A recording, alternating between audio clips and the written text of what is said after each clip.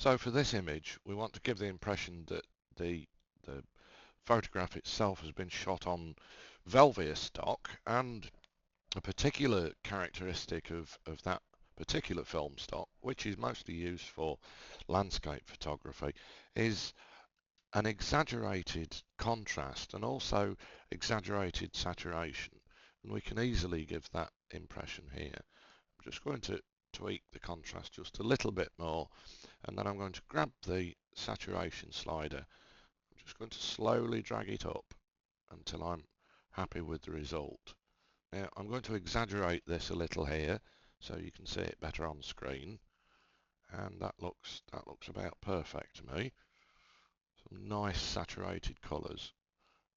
Possibly even tweak that clarity slider a little more and just pump in a little more saturation.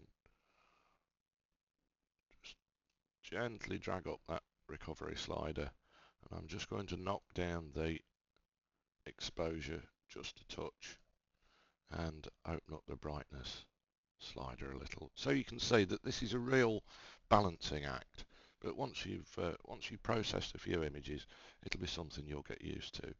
Need to concentrate in these sort of areas around here. Make sure that we've got plenty of detail in these areas of water. As I say, any final adjustments to colour temperature or tint we can do with these two sliders at the top here. Drag the tint slider towards the green, obviously to make it greener and cooler, or we could drag it towards the magenta. I'm just going to take that a little way towards the green there. Okay, so now we need to sharpen the image and also remove some of the noise. You'll often find when you open up areas of midtone and areas of shadow that we do get quite a bit of noise showing through. Now, one of the most important factors here when you're sharpening and removing noise is that you do make sure you work at 100% magnification, because that's the only real way we can see just how much sharpening we're adding.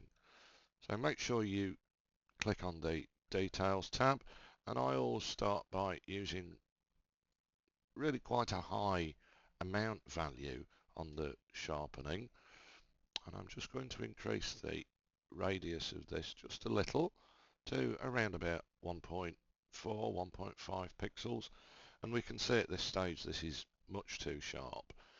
I'm going to reduce that detail slider for the time being, and now I'm just going to back off on this amount slider until I'm happy with the result.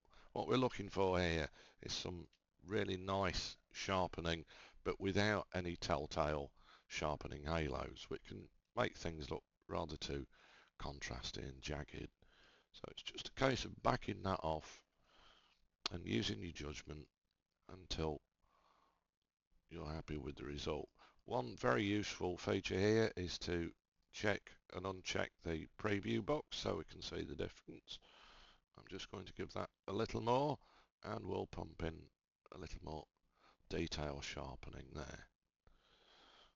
Now, noise reduction, I want to go to an area of kind of mid-tones and dark tones. Actually, this isn't too bad for noise reduction, but as it says on the label, this slider will remove any color noise, which shows up as mainly red and green colored pixels in your shadow areas, and the luminance slider removes the equivalent of grain in the image. So again, that's just a case of adjusting those sliders until you're happy with the result. Let's just zoom out of that and have a look. That's looking pretty good. Again, I just want to nip back here and just tweak that recovery a little, just to get rid of that small area of burning on those water highlights there.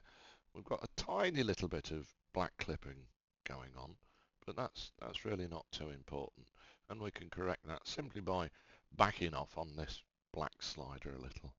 So you'll find it's remarkably easy to adjust an image such as this in Camera Raw, and it's really just a case of doing this literally visually. There's no hidden science to this. It's really a case of adjusting it, particularly if you want to give the impression, as we are doing here, of Velvia stock. It's really a case of adjusting it literally until the thing looks right itself. Once you're happy with the image itself and you've finished all your raw processing, we've got two choices. One, we can click Done, which will apply the changes to the actual raw image itself, but not open it in Photoshop Elements, or we can simply check Open Image. And Camera Raw will then process the image and open it in Photoshop Elements.